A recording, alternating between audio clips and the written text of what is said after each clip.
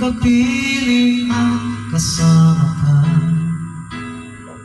Bawat saglit ay tunay na kay saya.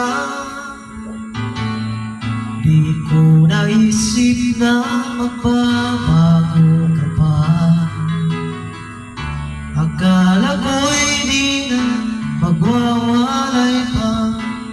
Bakit ako ay iniwan?